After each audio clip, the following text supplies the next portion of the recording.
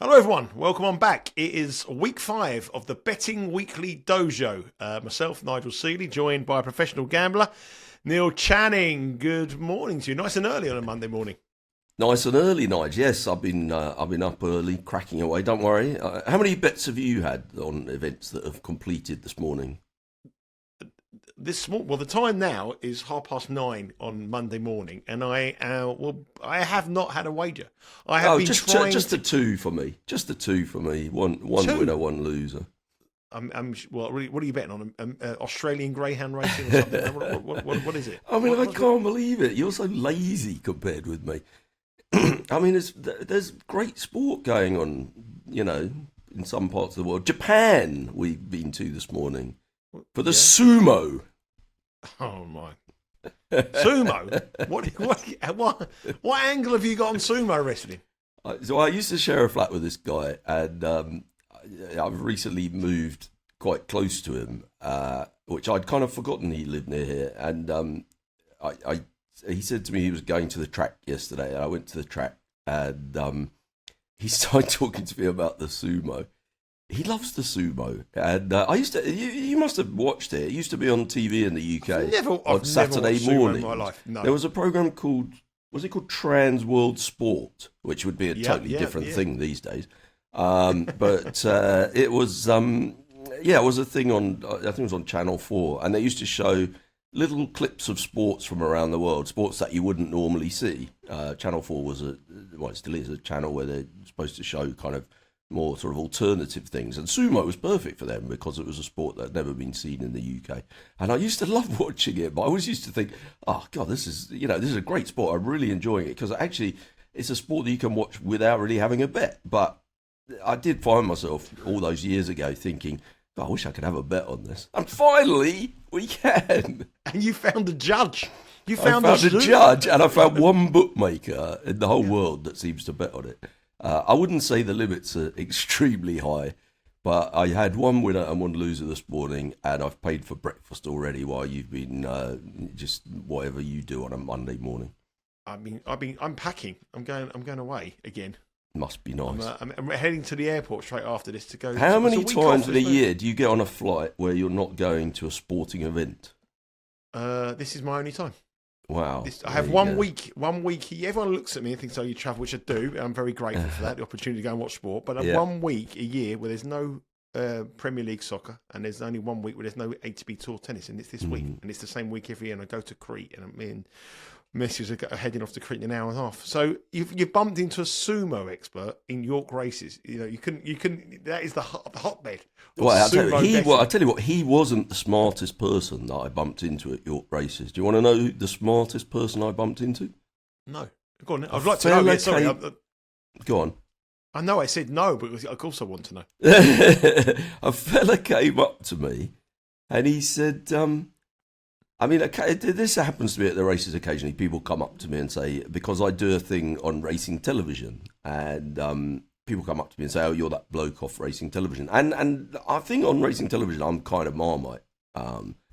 Sorry, actually. It's not just racing television channel. Yeah. For our stateside audience, Marmite is traditionally a product that you either love or hate. And people use that expression if they're referring to things that you love or hate. And I feel like that's what I'm like on racing television.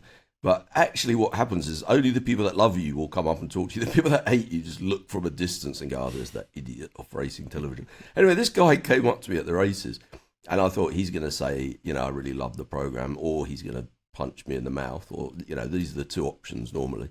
And he said, are you recording the Dojo tomorrow? And I said, we are recording the Dojo tomorrow. And he said, oh, great. He said, I'm glad it's going to be on every week. I love it. I never miss. So there you go. Wow. He was clearly the best judge at York races yesterday. Was it early, or had he been in the champagne tent? He looked sober to me. All right. He wasn't. It was sumo wrestler, was he? No, it's a different guy. I think the sumo guy is probably someone who didn't like you and put you in a sumo hold and told you he was an expert on sumo wrestling. Next week I'm going to come prepared with the different phrases from Sumo. I was going to say you were going to come on with the outfit, please. I was going, please don't be doing that. No, Jeff. I won't be Please doing don't put that. No. But so you've had another day at the track. I know, it's unbelievable. Two in a week, 2 in 2 weeks. Leaving the desk is kind of slightly ridiculous. I actually think it's minus EV. Going away from the internet at any stage as a professional gambler is the worst thing you can ever do. I came back and I was like, oh God, I missed this, I missed that. How did I miss that? But I don't know, I fancied a break. There's only one more meeting this year at this track, and it's like a 15-minute walk. I felt a bit rude not to go. Perfect. And you bumped into a sumo expert. So what a fantastic win all trip round, it was. really. Very justified. But actually, how's your week been? Well, I was going to say, I was going to say, I must say, I've been, I don't know whether it's you, but just recently, I've been on a bit of a golden run. But I said that to someone the other day, and I think they thought, this was kind of, stretching into billions or something.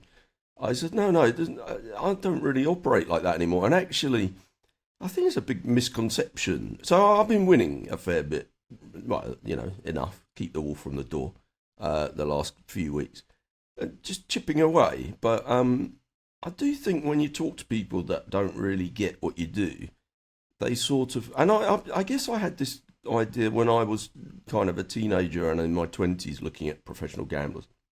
I sort of thought that they would have maybe one big bet every week that was like a certainty, and they'd have like a 5-figure sum on it, and it would win, and then they'd spark up a big cigar and enjoy some champagne, and another week would go by while they'd try and find another certainty. I don't really know anyone that operates like that. I mean, even at the highest level, probably the most famous, maybe not the most famous, but the pretty much the most successful gambler in the world, Tony Bloom. His method of winning is to have multiple bets, thousands and thousands and thousands of bets every single day. Now, obviously, his stakes are considerably higher than mine, but the percentage of profit he'll be operating on is tiny. If he makes 1% on his bets, that's going to come to hundreds of millions of pounds every year, with a kind of what some people on the internet would call a derisory ROI.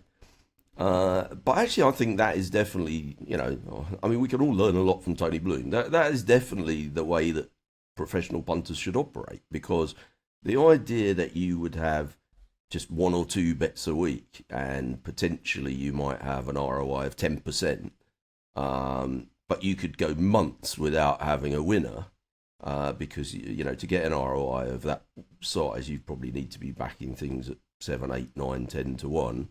And you'd have long losing sessions. That's no good at all if you've got to put food on the table. And it's bad for your psyche, it's bad for your mental health. Most people that I know, I was out for dinner actually this week with a professional gambler friend of mine.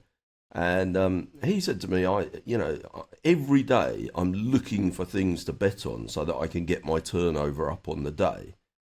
And you might say, well, isn't the way to get, if you just want to get your turnover up on the day, why don't you just bet bigger on the things that you've already decided to bet on rather than looking for more things?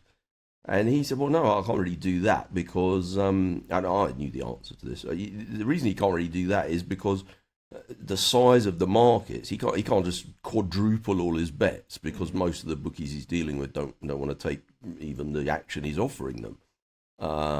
Obviously we live in a modern world now where if you start doing big bank transfers and opening more and more accounts, you're going to run into anti-money laundering and, in the UK we have this affordability checks where the government has to make sure you can afford to gamble, ridiculously. And, all this other kind of stuff. People want to know the source of wealth. Is it the money, proceeds of crime? And there's all kinds of laws about this stuff. Much easier to just have like dozens and dozens and dozens of small bets and get your little edge like that and stay under the radar. And I think pretty much everyone that I know that's still doing it after all these years has moved to that kind of model. In my 30s, I used to have 5-figure bets quite often. I mean, I've had 6-figure bets in my life. I can't really ever imagine me doing that again. Most of my bets these days are 3-figure, and sometimes I might go a bit bigger than that, but I just have way more bets. And if I ever tell people all this stuff, not that anyone's very much, people that I know either know all about me. Your race course, he's very interested. People that I know well either know all about me already or couldn't care less. But I think people are quite surprised by that. I don't know. What do you think the public perception is of professional gambling? We've touched on it before here on the Dojo. Well, I think the public perception is that you drive a Lamborghini. Obviously, I drive a Lamborghini. That goes without saying. Exactly. You spark up a cigar. I think it's what you said at the touch. You have one big bet. This is a touch. I know this, and this is what you watch Instagram as you watch people like this. We've got a 5-star marksman, and he's standing by a helicopter. I think that's what people think professional gamblers is. But your turnover. I mean, if I have a good year on tennis or I have a good year on football, I mean, I'm talking 3 or 4% turnover, and and it's how many bets did you? Well, I know the answer because I was following you, but how many bets did you have on the US Open, for example? About 20. I mean, I was thinking about it. Then you talking about number of bets. I mean, on an average week, I would have probably about 50 bets a week. But this week would be very low because there's no international breaks, which we're going to come on to in a minute, when the Premier League comes on. And it also depends, I'll have what I would consider worked out bets where I think there's an edge, like on a lower league football team or a tennis player. Well, I'd probably have 30 of those. 20 of them would be something I'm reacting to something in play, where I had no intention to have a bet, but I'm watching this sporting event and I think, okay, this has changed. I'm going to bet that in play. And really, if I took those 20 bets where I had a reaction on, I'd be a much bigger winner than I would on the ones that I planned. Well, and this podcast has been good for you already. You've taught yourself a little lesson. Move on from there, Nigel, and become richer. But that's very hard to do because sometimes you watch the telly and you think, this is going to happen. But I think it goes back to what you said I think it was episode 1 where you turned around and said, when you got the edge, you've got to go for it. And that's what I did this week with Sabalenka. That was lovely. And you were very confident, actually. The whole way through, you never wavered. I had a moment's doubt midway through, and I said something to you. You sent me a WhatsApp, didn't you? No. Well, it was just because this friend of mine had said, I've been watching the tennis and I got the half a feeling Sabalenka might be injured. And I quickly sent you a text and you went, what a load of rubbish. And you were right. Yeah, I probably had, I did have as much on her to win that tournament at 3-1 as I would for maybe a quarter of my bets last week. Yeah, so I mean, don't get me wrong. I'm not saying you should never open up your shoulders and have a big bet, but the idea that professional gamblers are going 3, 4, 5, 6 days in the spin without really having much of a bet, and then having some kind of super whale stake on one thing. I mean, I definitely changed my betting around about 10 years ago. Due to, I think somebody asked on the YouTube comments a couple of weeks ago and we didn't really answer it. So I'll answer it now. Somebody said, how do you get your bets on? And of course, I've run into bookmakers that don't feel as happy about the business I'm offering them as I do. And sometimes, back in the old days, you'd get a letter saying, "Dear Neil, it's been lovely dealing with you, but we think this is where the relationship might have to end." And I used to. You were quite gutted when you ever got one of those. I used to keep them in a drawer. I had a whole drawer full of them. Yeah. Some of them were. Actually, I'll tell you a funny story. A friend of mine. I don't really know this guy very well, actually, but he's been around a long time, and I got utmost respect for him. And he was winning quite a bit of money from this company, and they sort of had a bit of a reputation for taking on all comers and not really restricting people too much. And that was part of their appeal. People felt like it was a jewel, and you could really go and have a proper go at them. And obviously, most people were losing to them. And this one guy, I think they'd been in business about 4 years or something, and he'd won $250,000. And they decided that 250,000 would be the one exception to the rule. Once you got to 250,000, that you would be getting some kind of letter. And he was the only person that had managed it in 4 years. So they wrote him a letter and they said, you've always been a perfect gentleman and a pleasure to deal with, and that we're not criticising in any way the business that you've offered us.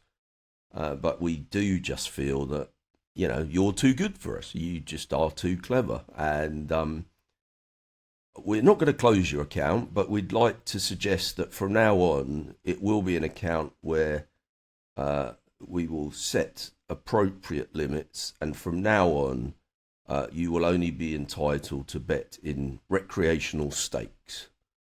And he replied and said, that's what I thought I had been doing. That's how I got my job with the company we worked in. I was betting on darts and tennis, and one of the guys rang me up and said, "Do you want to? You seem to be beating us up quite a bit. Do you want to come in for a job interview?" And that's how I got the job. I think that when I worked in that side of the business, I think quite a few people got into the business basically because they were winning and got spotted as winners. I think that would be harder these days. I mean, lots of the people that are winning are, doing sort of line tracking where they just play with the slightly laziest firm who are slowest to change their price, or they're doing arbitrage where literally they're just waiting for two firms where they can bet with both simultaneously and guarantee a profit, whatever, that kind of thing. People do whatever they do to make money, don't they? I don't want to criticise those people, but I really like it. I used to really like it when I was on that side of the counter. If I could find someone who I thought was originating stuff, if I found this Sumo guy was winning, I'd be like, well, we found someone that's an expert in something. And actually, being an expert in Sumo is probably not going to help you that much. But certainly being an expert in tennis, where you can really get chunks on, that would be a valuable commodity, really. Mm. It's always like my dad said, be the judge of judges. But the other thing is, just one thing before we move on to the next subject, I'm talking about, I when I was betting, I was asked for the job, and then when I become there, I become a bookmaker. People think that you can sort of make the transition from the bettor to the bookmaker. I think I'm a much better bookie than a bettor. I think I'm a much better person because I stand the price. Back in the day, it's very different to what it is now. But I think when I was wrong, if there was we did the first round at Wimbledon, for example, and there was 64 matches, and we priced up 64 matches, and I had an opinion on 2 or 3 matches, I stood by that opinion and took the big chunks. But when I didn't have an opinion, I moved the market very, very quickly on very small trades. I think that's really good bookmaking, actually. I think a lot of people in bookmaking, they don't understand the idea of... there's a word for it, and I can't think what the expression is, but the idea of formulating the price. You put up a price, but sometimes you put up a very confident price, like you say, where you're happy to take people on. But a lot of times you put up a price where you're kind of hoping the market will steer you to the right place. And you need to know the difference, and you need to be quick to move on the ones that you're not too happy with. Yeah, and that was my... If someone wanted to play £20 or £30 on a match that I wasn't quite sure about, I'd move it. But the one that I really was confident, I stuck by it, and that was very much how we made money. Really, in those days, we looked at the bets, and we took 2 positions on the first round, and Wimbledon 3 positions, and out of the 3 of them, we get 1 wrong and 2 right. But the margin of money we took was great, and I just think there's a difference between people might not, but I think there's a huge difference between a bettor and a bookmaker. And you're either it's definitely a different mentality. Get super great. Yeah, and I think I'm a better bookmaker than I'm better because I've suddenly realised I started saying something a while ago and then I never finished it, which you'll probably notice. What are we on, week how many? 5, is it? Yes. Was it from week 1 or week 2 that you started talking about? It does happen from time to time. No, I was going to say about how I changed my betting because of, and I'll slightly answer the question about how I get my bets on, and then I started rambling on about the other guy who won a lot of money. So you get to a stage where your own personal accounts are getting shut down, and in the UK, we have betting exchanges, which a lot of people who are winning and can't get bets on easily utilise, but they're now very heavily populated by large professional syndicates, and you are fighting against the best of the best there, and it is very tough to win on exchanges, I think. and it's still easier if you can find a sort of soft sports book that feels like they have to price up 10,000 things and doesn't really have a clue about 9,900 of them. But of course, you know, once you've been through all of them, it gets hard, and you have to start thinking, you know, how many nephews and nieces and cousins and people that I went to school with do I really trust? And then after a while, you've gone through all those people as well. So I suddenly realised I was kind of running out of people. And I used to hate doing all the admin of all that stuff and chasing people for money. And I was quite lazy about it. So I sort of decided I would try and focus a bit more on things that the bookies wanted me to bet on. So I started betting quite a bit bigger on things like golf majors, NFL games, tennis matches, particularly in the majors, bigger horse racing, just, you know, the big festival meets and stuff like that, and really making my stakes on the other things quite trivial by comparison, which meant that my ROI went down because I'm competing in much more liquid markets, and it also meant that I was fighting against a much bigger pool of money. So that was probably quite good because there's a lot more recreational money in the market. But what it really meant was I could just get on bigger. And if I won, you know, you can bet all 4 golf majors in a year and they're not going to shut your account down because it's the golf majors. I mean, you know, but if you start betting the winner of the Challenge Tour every week, or betting 3 balls on the Challenge Tour, you won't last. So I did that, and I think that was one of the biggest things I've changed in my betting in the last 20 years. And it's made it a lot easier. I have way less people to deal with now. I don't lose accounts in the way I was losing them before. And I go through losing runs because I'm betting on the harder stuff. I have a smaller ROI. I still have loads of people that think I've got losing accounts, you know, because if you use an account mostly to bet on golf and you don't have a winner for a while, you know, you can have a losing account. So I think it works out better that way, but it's so funny because there's so many different ways of doing this game. Before we move from this subject, I'll ask you one question, Channers. You said you mentioned Sumo this morning. I'm going to make you an over-under. Total different sports that you've bet on in your lifetime. Oh, my God. And I'm going to go 97.5 over under. Where would you be going? There can't even be 100 sports. I was thinking about. I mean, I really did love the Olympics, and well, there's about 30 different sports in there. Well, yeah. While I was watching the Olympics, I was thinking, I wish it lasted a week longer, and you could add some more sports in. And then I started trying to think of sports to add in, and actually, apart from things that have been in that they've got rid of, like squash or something, which I don't think I've ever bet on. It's quite hard to find a lot more sports. I don't know how many sports there are in the Olympics, maybe 30. I don't think there are more than 50 sports. I'm sure I bet on most sports. Everyone. I did have a lot. I had a few fun, kind of inverted commas, fun bets on the Olympics. I was still trying to win.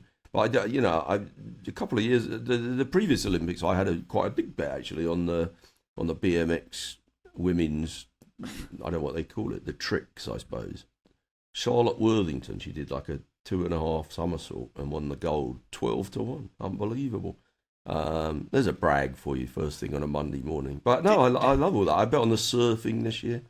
I don't know, what else have I bet on? I've bet on a lot of weird stuff, basically. Poker I used to bet on a lot. You asked me a few weeks ago what my biggest price winner was, and it was me. I bet on myself at 100-1 in a poker tournament and won. There you go.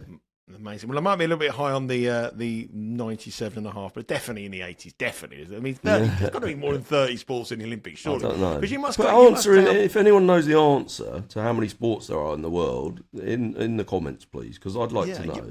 I can't. If you count like the 400 meters, the 100 meters, 200 meters. Oh, are you calling all those different sports? I just call that athletics. I mean, swimming's got about 23 gold medals, hasn't it? For clarification, we class those as different sports.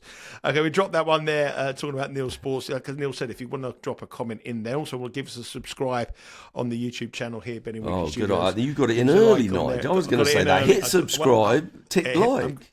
I'm going to get you on at the end. You're going to do the sign off, Neil. That's what you're going to do. Right. It's international break this week, which is it's the most boring week of the year. It's terrible, isn't it? I mean, I don't know. I don't know about you. I was thinking to myself, I can't remember the last time I bet on one of the. I don't even know. I haven't even watched these. Were they friendlies or are they qualifiers? No, they're Nations League, which is like it's being billed as like the third tournament in European football behind the World Cup, the European Champions and Nations League, but essentially they're friendlies. I think I'd heard of that, and I didn't even know what it was. This has been going for like 4 years now, and I still don't know. I mean, I just totally tune out on international break week. But don't you think generally it's a rubbish thing anyway? Wouldn't it be better if these tournaments, the Euros, the World Cup, if they had like a qualifying tournament where they did all the qualifiers in one go, like they went to a country neutral and played all the qualifiers, and then it was all just done in 3 weeks or something? Would that be good? This makes sense. Sporting people that run sports don't do things that make sense. So I wouldn't do that. But I tell you one thing: this international break, we did a show last week on the Benny Weekly Live, which is live every day at 11 o'clock Eastern time on the YouTube channel. And Neil will be joining us next week, a few times over the next couple of weeks. So make sure you subscribe and watch that. 11 I'll be there to talk about the National League. I'm your expert. You'll be talking about. You're going to. Yeah. But we did a show about the tennis. And it was the US Open semi-finals, I think it was. And I was on with Steve Wiss. And all the comments were like, what's your guys' thoughts on the Ethiopia-Tanzania match? I was like, what? Like, everybody wanted to bet on the Ethiopia-Tanzania match. I can't believe it that. ended 0-0. How did I not have anyone WhatsApping me about what we should be doing in that game? Well, if anybody knew anybody, I thought it would be you that know the Ethiopian. But there was a huge interest in these football matches because there's nothing else to bet on. People didn't want to bet on them. But for me, it's my time to break. I mean, like I said, it's the 1 week of the year where there's no what I consider proper football. But also, like in terms of your normal football betting, do you think it kind of it opens up more angles for you, or it kind of ruins it? Like when you look at the Premier and you think, oh, they're coming back after the break. Do you change the way you think about the games the week after, or going into the break? The early kickoff on the Saturday after the international break is always one where the favourite teams who've had a lot of players struggle. So on the Saturday morning when they come back, if you look statistically, I haven't got the records at hand, but I mean, you I've should read do somewhere. At this point, really. I know it's 9:30 on a Monday morning. Well, it's funny because, like in NFL, you know, obviously they have bye weeks, so teams get a week off during the season, and you know, a lot of people put a lot of faith into thinking about, oh, this team's going into their bye, so they're a bad bet this week because mentally their players are already kind of relaxing, and it's slightly different depending on whether you're at home or on the road, because of, you know, rest time and also, you know, family pressures and this kind of stuff. I don't really hear people talking about that so much in soccer betting as they would do in NFL betting, which is kind of surprises me, given that gambling is such an international thing these days. Yeah, I just think that one match favour it takes a bit of time, and the one match when we come back, I think it's Southampton v Manchester United. So you might be an angle to fade Manchester United, and if it is a fade for Manchester United, it could spell the end of the manager as well. But I mean, that's all to come. You have a funny story about international break, didn't you? No, I did. Yeah, I did. Because I got thinking about that when you were talking about international break. I couldn't actually remember the last time I had a bet in a kind of you know. You're too busy. I don't really like betting Sumo and the BMX racing. I'm very busy with the BMX at the moment. But I did it. Yeah, it was one time. I tried to be a bit of a smart ass, to be honest with you. So this was back in the day when you had to phone bookies up for a bet, and oftentimes, if you exceeded any kind of limit, the person on the telephone would say, "Oh, I have to consult with a supervisor," and often it would go directly to the person who was the price maker to decide whether they wanted to take your bet or not. And I wanted to have a bet on this horse. And the horse was about 4-1 or something like that. And I felt like if I rung up and asked for a bet at 4-1, if I asked for 200, I'd be fine. If I asked for 400, they'd probably refer it and they'd maybe just say you can have 200. But they might say, oh, you can only have 100. And then they'd probably cut the price, and that might cause the price to cut with other bookmakers. So I wanted to get quite a bit more on, so I just thought, oh, how am I going to handle this? So I suddenly came up with what I thought was a genius idea. I'm desperately trying to remember the team that they were playing, but there are 3 teams in Europe that always pop up in these kind of qualifying tournaments. 3 countries in Europe that any of our American viewers probably never even heard of. Andorra, Liechtenstein, and San Marino. I think those are the 3 that tend to be kind of the worst at football in Europe, because they're all kind of principalities, and they're kind of not real countries really, and for tax reasons they exist, and they struggle to get 11 players. Anyway, I think it might have been Andorra were playing Scotland. Generally speaking, you wouldn't want to put a lot of faith in Scotland playing football, but for some reason I thought they'll have to do me.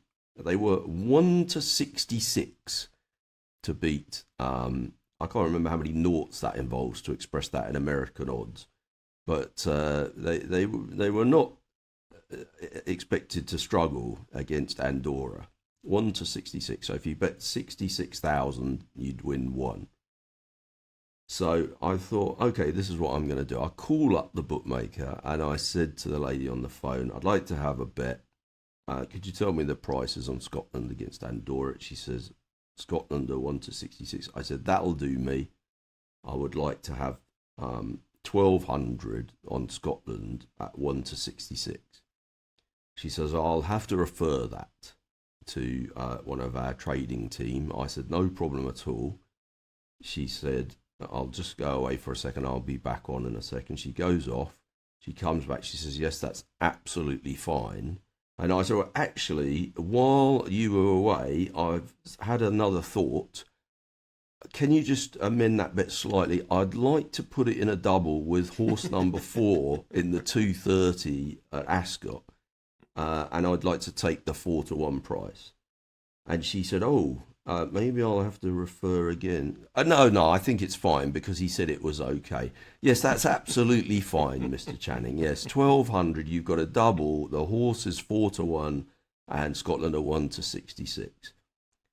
Can you guess the score? Scotland drew 0-0. I think it was 1-1 actually. The horse absolutely bolted up, and Scotland drew 1-1. Too clever for my own good. There was another team playing that night that were 1-33, and I didn't want to put them in because I thought Scotland were more certain. Absolute disaster. I come home one night from a heavy night out, and on Saturday evening it was about 11 o'clock, and there was a live boxing fight on the telly, and they're just coming into the ring, and they're going through the rundown of the fighters, and they've got like this guy in the corner. I know nothing about the 2 fighters, and he's got with a professional record of 17 fights, 17 wins. This guy, and then the other guys had like 23 fights, 15 wins. And I'm looking at it, and I'm looking at it. It was in the days of teletext. I'm looking at the teletext, and the guy who was unbeaten is like plus 225, so he's 9-4 to win the fight. And I'm thinking, well, how can he be? I know nothing about it, right? So you can imagine how I feel when I'm looking at the sumo. Exactly. Well, I ring up the bookie, and it's cool. So they're doing the ring announcements and all that kind of stuff. Anyway, the woman says to me, she says, I said, what price? She says 9-4, and I thought they must have got it wrong. So I said, okay, I'll have £100 at the guy at plus 225. She went, okay, no problem. So the fight's off, and she, Mr. Seeley, she says, your card has expired. Oh, no. I went, okay, no problem. She said, can you read the long number?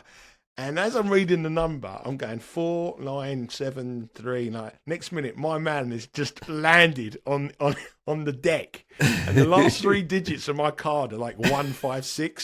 So I've gone the card, and the last 3 digits, 792. Sorry, that was declined, Mr. Seeley. No problem. Out. So out. Okay. Thank you very much. Put the phone down. Good to see you. Bye. So no. But glory days are really like those betting. You used to speak to people. I mean, people used to speak in the chat to putting 66 to 1 doubles and getting away with things like that. Just to look, we're running out a little bit of time. I've got a plane to catch in about an hour, so we're running out a bit of time. The one thing I want to just touch on as well, something that I wanted to bring up to your attention was something that someone mentioned me on Twitter, and he put it on the YouTube comments on one of our show. I think it was. No, it might be Twitter. But we did myself and Sean Calvert did a podcast on the men's singles final at Wimbledon US Open yesterday. Yannick Sinner against Taylor Fritz. And we admitted in the podcast that we never watched the semi-final. So it was 3:00 in the morning. So neither of us watched the semi-final between Taylor Fritz and Francis Tiafoe. We watched Sinner's match against Draper. And this guy couldn't believe that we could comment on the final without watching the men's semi-final. And I totally disagree with that, because I don't think there's more people out there who watch more tennis live than myself and Sean. We know everything about the players. And my argument is that, we have 10 bets on round 1 or 10 bets on round 2. We don't watch those players in round 1. And more so, why would we need to watch the semi-final? Because we know everything there is to know about those players. It's not like they're unknown players. And there's so much statistics now on sport. You've got all the data. And as long as there's not an injury break or there's no injury concern or the guy isn't, which you can read on the report, I don't see any relevance of watching every second of every sport to determine opinion. That was one your opinion. I 100% agree. I mean, obviously these days you can look at what happened in the match, and there'll be a breakdown. How many unforced errors there were, how many second serves, percentage of first serves that went in, all this kind of stuff. So you can get all of the information that you could have watched by just reading that page. You're on Twitter all the time, so you flick through your timeline, you'll soon pick up whether one of the players got injured or the trainer was on at some stage or whatever, because you follow loads of tennis people and they'll have been talking about that. So that doesn't take you 10 minutes to quickly flick through and see that kind of stuff. I actually think it's slightly better not watching it at that stage, because if you're overly influenced by what happened in the semi-final, you can fall into our old mate the trap of recency bias. And, 2 players that you pretty much know everything about, very, very prolific players who have made lots of finals, you don't want to overly be influenced by what happened in just one match, the preceding match, because we know for a fact that the market is already slightly overly influenced by those previous matches, because the market has recency bias in it. And if you can avoid recency bias, that's one of the best ways to win in gambling. So I actually think the opposite. I think not watching it is actually kind of good, really. I also think there's a thing about tennis tournaments in general that I love watching your tennis and Sean's tennis, and I follow both of you if you have a strong opinion, whatever. But I really love the opening rounds of these tournaments. I just think if you give me 6 bets in the first round, I just want to sell my granny. Sadly, she's died already. To be on all 6 of them. Whereas if you tell me I should have a bet in the final, I'm sort of thinking he's not just slightly trying to find a bet because it's the final, is he? Here, surely he can't have a really big view on 2 well-established players that we know all about. And sometimes you make a strong case for one, and I think, actually, he's got a good point there. It's to do with their styles and the match-up and whatever. But when you come up with 2 obscure guys in round 1, that's when I really like to get involved. That is definitely the time to get involved. I mean, when you've had finals in the past, it's been Novak Djokovic against Nadal, Djokovic v Federer, Federer v Nadal. I mean, if someone's got the prices wrong on that, then they shouldn't be in the game, should they? I mean, and do you need to sit through and watch Djokovic v Nadal in the semi-final of the US Open to know anything extra that you don't know about the players? So, I'm very much one of not watching the sport, because I don't like, really, I've watched so much sport over the years that sometimes I don't want to watch. I love watching tennis live, but I wouldn't be watching every single first round. I flick through it. I'd watch it on the website. Look at me. I've missed the Sumo this morning. I haven't actually watched it because we were recording this. Well, you could have got some tips on that. You would have known exactly about. First of all, you'd have known what the guy you were betting looked like. I think I've got a rough idea what he looks like anyway. He's a big fat guy with a nappy on. Yeah, I've got a rough idea what he looks like. Anyway, that's been it this week for the Betting Dojo. Thank you very much for your time, Neil, as always. No, Neil, where can they find us? Where can they Where can they find us? What have we got to do? What you mean? Where will I be going this week? I'll be staying at home. No, where can they find us? You'll find us at Betting Weekly Studios, and what have they got to do, Neil? This is where I'm hitting you up. Oh, I see. Sorry, I see what you were doing there. What you were trying to say was if you are watching on YouTube, you should press the subscribe button. A very confusing button because it makes it sound like you have to pay us lots of money. You just have to tick it. It doesn't cost you anything. I see that you've gone past 5,000 subscribers recently. That's very good, Nigel. You've done well there. If you get to 10, it's like, I don't know what it is. Like Elon Musk suddenly starts showing everybody these videos instead of just a few people. So come on, boys, pull your finger out, press the subscribe button. And if you tick the like, that's really good, assuming you're liking this stuff. I sort of think only about 1 in 10 people press the like. It doesn't cost anything. Just press it, for God's sake. Exactly. Couldn't say it better myself. Neil there, giving you the thing. Make sure you subscribe to the YouTube channel, as Neil said as well, Betting Weekly Studios. Download the podcasts on all the different podcasts here at the Betting Weekly Dojo, and also Betting Weekly Game Bet Match, Betting Weekly WTA, and all the soccer content as well. No soccer content this week, but we do have the live shows every day at 4 o'clock Eastern time. Is it 4? No, it's 11 o'clock Eastern time. Sorry, 4 o'clock in the UK. And Neil will be appearing this week on a couple of shows as well. So if you're a fan of Neil, he'll get more Neil Channing content on the live shows with Steve Wish, Dan Roebuck, and all the Because We Win crew. And make sure you subscribe to our YouTube channel as well. It's not the YouTube channel, our socials as well, at Because We Win on Instagram and on Twitter. Okay, that's been it for episode 5. Back on Monday for episode 6. I've got to fly now. Literally, I've got to fly. I've got to get to Gatwick Airport and head out to Greece. Neil, thanks for your time. Good luck with the Sumo. Keep cashing those tickets.